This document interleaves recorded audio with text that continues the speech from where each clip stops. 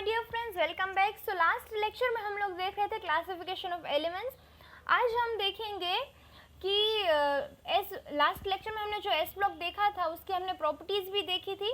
तो आज हम देखेंगे पी ब्लॉक एलिमेंट्स कि पी ब्लॉक एलिमेंट्स क्या होते हैं, कौन से होते हैं और उसकी प्रॉपर्टीज़ क्या है। ठीक है, तो देखिए पी ब्लॉक एलिमेंट्स में जो कि क्या है, ग्रुप नंबर 13 से लेके ग्रुप नंबर 18 तक जो भी एलिमेंट्स होते हैं that fall under the P block elements. अब देखिए इन एलिमेंट्स की खासियत क्या है कि उनका जो वैलेंस इलेक्ट्रॉन होता है it falls under the valence P orbital. ठीक है, मतलब जो लास्ट इलेक्ट्रॉन है वो किस में एंटर करता है, it enters into the P orbital. इसीलिए क्या होते हैं वो सभी एलिमेंट्स को हम कहते हैं पी ब्लॉक एलिमेंट्स। ठीक है, अब देखिए ये क्या है, this is the group number 13 to 18। देखिए सारे एलिमेंट्स हैं जो किस में आते हैं, पी ब्लॉक एलिमेंट्स में। टोटल कितने हैं, टोटल देयर आर 6 ग्रुप्स। और यहाँ पे इन जो पी ब्लॉक एलिमेंट्स है उसमें एक खासियत क्या होती है कि जो भी फर्स्ट एलिमेंट है, जैसे कि देखिए for example this is the group number 13। Group number 13 का जो पहला एलिमेंट है इट इज़ द बोरॉन।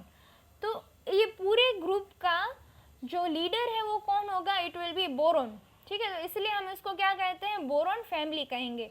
और क्या जब अब देखिए जैसे कि अगर आप कोई लीडर है, अगर आप अपने पूरे आप अपनी टीम के कैप्टन हैं, राइट, तो क्या होगा, आपके पास एक अथॉरिटी होगी, तो आप थोड़ा सा क्या करेंगे, हमेशा ओवरबोर्ड जाने की कोशिश करेंगे, आप कुछ स्पेशल करने की कोशिश करेंगे। इसलिए क्या होता है, जो भी फर्स्ट एलिमेंट है उनकी प्रॉपर्टीज़ जो है वो थोड़ी सी अलग होती है compared to the other elements in the group.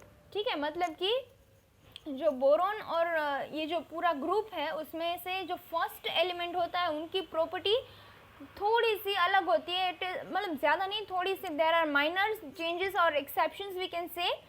अब देखिए जो ग्रुप 13 है उसे हम कहते हैं बोरॉन फैमिली। उसकी जो इलेक्ट्रॉनिक कॉन्फ़िगरेशन है इट इज़ NS2 NP1।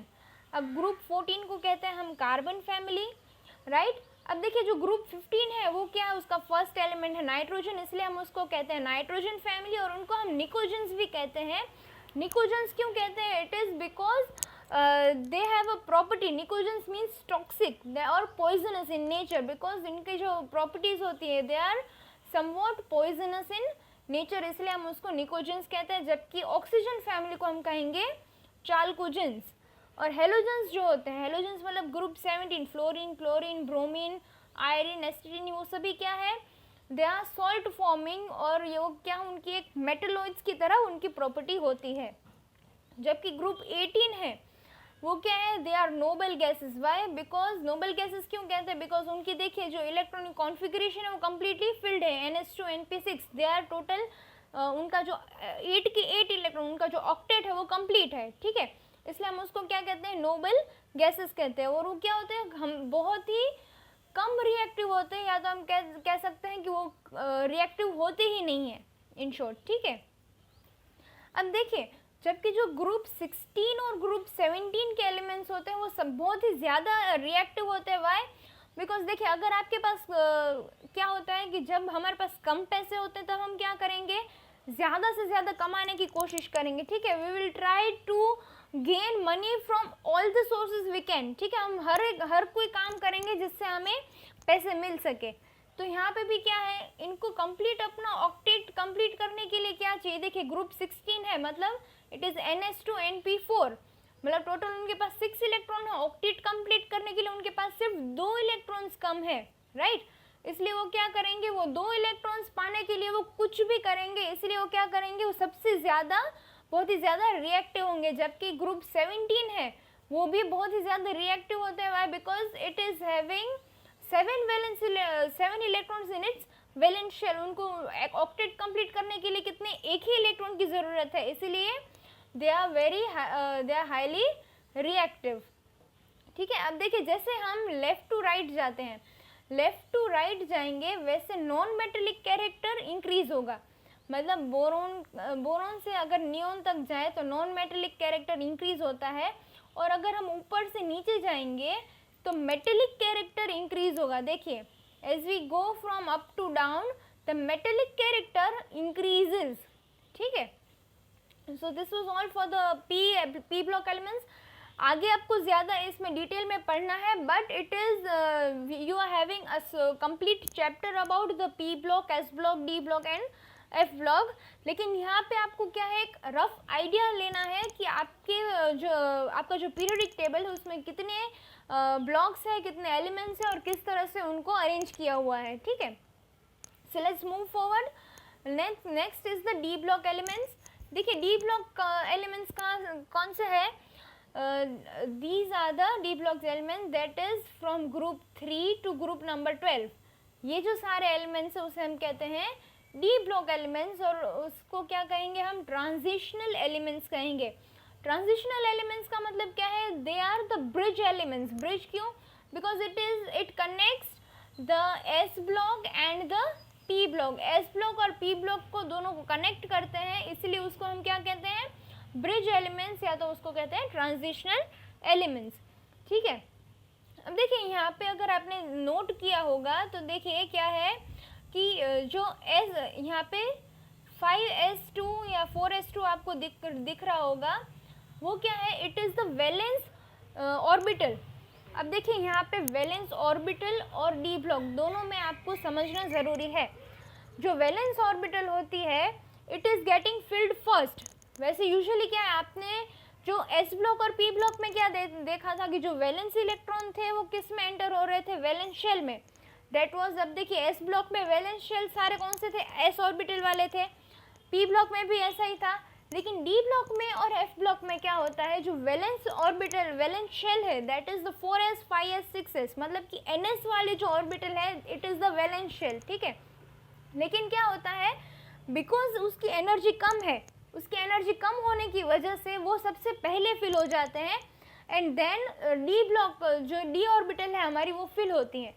और उसकी वजह से लास्ट में डी ब्लॉक लास्ट में फिल होने की वजह से क्या होता है, उन सबको हम क्या कहते हैं, डी ब्लॉक एलिमेंट्स कहते हैं। अब इन एलिमेंट्स में कुछ खासियत, मतलब कुछ स्पेशल प्रॉपर्टीज़ है जो कि हम चेक करेंगे। दैट इज़, देखिए डी ब्लॉक, ये सारे कौन से हैं, डी ब्लॉक एलिमेंट्स हैं, ओके। अब देखिए क्या है, डी ब्लॉक एलिमेंट्स की electronic configuration is n-1 d 1 to 10 and ns 0 to 2। अब देखिए सभी कौन से हैं, दे आर ऑल मेटल्स, और सभी मेटल्स के, लेकिन कैसे metals, they are coloured metals, ठीक है। वो सभी कोई ना कोई कलर शो करेंगे। जैसे कॉपर है तो कॉपर ब्लू कलर शो करेगा, FeSO4 मतलब आयन है तो वो कौन सा, ग्रीन कलर शो करेगा। तो सभी जो एलिमेंट्स है वो कोई ना कोई कलर शो करता है। और the second important thing is they are having variable valencies. Variable valencies का मतलब क्या है, उनके जो ऑक्सीडेशन स्टेट, अब oxidation state you will study later in this chapter, ठीक है। और पूरा आपको एक रेडॉक्स रिएक्शंस करके भी चैप्टर है जिसमें आपको ऑक्सीडेशन स्टेट ही पढ़ना है, ठीक है। सो डोंट वरी, अगर आपको यहाँ पे कुछ भी समझ में नहीं आता, मतलब कोई टेक्निकल वर्ड जो है आपको समझ में नहीं आता, उसमें टेंशन मत लीजिएगा, आपको आगे वो सभी चीज़ें पढ़नी है, ठीक है। अब देखिए उनके पास एक मैग्नेटिक प्रॉपर्टीज होती है, that means they are paramagnetic in nature, और also they are used as catalyst. Catalyst का मतलब क्या होता है, कोई ऐसी स्पीसीज जो कि हमारे रिएक्शन के रेट को इंक्रीज करती है, या तो कोई ऐसी स्पीसीज जो कि हमारे रिएक्शन को स्टार्ट ऑफ करने में हेल्प करती है, उन्हें हम कहते हैं कैटलिस्ट, ठीक है। अब देखिए हमने जो क्वेश्चन, हमारी जो डेफिनेशन थी वो आप वापस से ध्यान से पढ़िए, ओके, हियर इट इज। देखिए element that have n-1 d orbital not completely field, मतलब डी ऑर्बिटल जिनकी कम्प्लीटली फिल्ड नहीं होती उन्हें हम क्या कहते हैं, उन्हें हम कहते हैं डी ब्लॉक एलिमेंट्स। लेकिन zinc, cadmium and mercury, that is zinc, cadmium and zinc, cadmium and mercury, उन तीनों को स्यूडो ट्रांजिशनल एलिमेंट्स कहते हैं। वाई, बिकॉज उनकी जो डी ऑर्बिटल है वो कम्प्लीटली फिल्ड है। तो अगर हम टेक्निकली देखने जाएं तो क्या होंगे, वो डी ब्लॉक में आते नहीं है, लेकिन हमें मजबूरन उनको रखना पड़ता है बिकॉज कहीं और जगह उनके लिए नहीं है, इसलिए उसको हम क्या कहते हैं, pseudo transitional elements. Why, because उनकी जो डी ऑर्बिटल है वो कम्प्लीटली फिल्ड है। देखिए क्या है, n-1 d 10 NS2 उनकी जो इलेक्ट्रॉनिक कॉन्फ़िगरेशन मतलब कि जो d ऑर्बिटल है वो कम्प्लीटली फिल्ड है, इसलिए उनको हम कहते हैं सूडो ट्रांजिशनल एलिमेंट। सूडो का मतलब क्या होता है? फॉल्स होता है। Pseudo means false. अब उसमें जो NS ऑर्बिटल होती है, NS को हम अल्टीमेट वैलेंस ऑर्बिटल कहते हैं और ND को पेनल्टीमेट वैलेंस ऑर्बिटल कहते हैं। इन दिस यहाँ पे NS को हम अल्टीमेट वैलेंस ऑर्बिटल कहते हैं, जबकि D को हम पेनल्टीमेट वैलेंस ऑर्बिटल कहते हैं। ठीक है, so let's move forward. Next is the F block elements. F block को हमने यहाँ पे अलग से यहाँ पे हमने दो लाइन की तरह अलग से हमने यहाँ पे दिखाया हुआ है। देखिए, these are the elements of the S block, sorry F block. देखिए, F ब्लॉक को हम इनर ट्रांजिशन मेटल्स भी कहते हैं, बिकॉज वो क्या होता है, it is in the D block, D block के अंदर ही है, लेकिन because it is too big and उसको हम अलग से हम नहीं दिखा सकते, इसलिए मतलब पूरा अंदर हम D ब्लॉक में नहीं दिखा सकते, इसलिए हम उसको अलग से यहाँ पे शो करते हैं इस तरह से। देखिए, we are showing the F block here अलग से। ठीक है, इनको हम क्या कहते हैं? Inner transitional elements.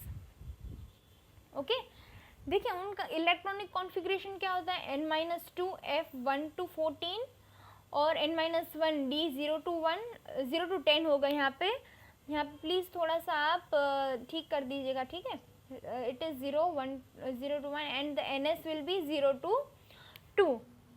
अब देखिए, ये जो सारे मेटल्स हैं उनकी केमिस्ट्री बहुत ही कॉम्प्लेक्स होती है और वो सारे कैसे होंगे? रेडियो एक्टिव एलिमेंट्स होंगे। और मतलब जिस तरह से हम इजीली कार्बन, नाइट्रोजन, ऑक्सीजन सबको हम स्टडी कर सकते हैं, इतनी इजीली हम इनर ट्रांजिशनल एलिमेंट्स को नहीं समझ सकते because of its complex chemistry. ठीक है, and also they are radioactive. Radioactive का मतलब क्या होगा कि उनमें से अलग अलग तरह की रेज निकलती होंगी। और देखिए, जैसे कि यूरेनियम के बाद के जितने भी एलिमेंट्स होते हैं, it is they are all radioactive elements. और उनकी रेडियो एक्टिव का मतलब क्या है? उनकी जो लाइफ होगी वो भी बहुत कम होगी। हाफ लाइफ इज़ बहुत ही, दे आर वेरी स्मॉल, मतलब कुछ ही मिनटों की या कुछ ही घंटों की उनकी लाइफ होती है। And also they are found in nanograms, milligrams में भी नहीं, वो बहुत ही कम कंटेंट पे हमें मिलते हैं। They are found in nanograms, इसलिए हम उसको क्या कहते हैं? F block elements. अब अभी भी क्या है, F ब्लॉक एलिमेंट्स पे बहुत अभी भी वर्क चालू है, मतलब स्टडी चालू है। और धीरे धीरे ये जो उनकी केमिस्ट्री है वो हम लोग डेवलप कर रहे हैं। Okay, scientist are working and developing the chemistry and understanding the chemistry of the F block elements. इसलिए हमें यहाँ इसके लिए कुछ ज़्यादा इम्पोर्टेंट मतलब ज़्यादा कोई इन्फॉर्मेशन नहीं है। ठीक है, तो that's it for the day. मिलते हैं नेक्स्ट सेशन में। Till then take care of yourself. And आज का आपका असाइनमेंट है, you have to write note, मतलब आपको प्रॉपर्टीज लिखनी है of the D block and D block, P block and F block elements की, सबकी आपको प्रॉपर्टीज लिखनी है। जिस तरह से मैंने आपको यहाँ पे पॉइंट्स में लिख के दिखाया, उसी तरह से आप अपने जो क्वेश्चन के हैं उनका आंसर लिख सकते हैं। ठीक है, टिल आज के लिए इतना ही। मिलते हैं नेक्स्ट सेशन में। Take care of yourself, complete your assignments well and submit it on time as well. Okay, so meet you in the next lecture. Thank you.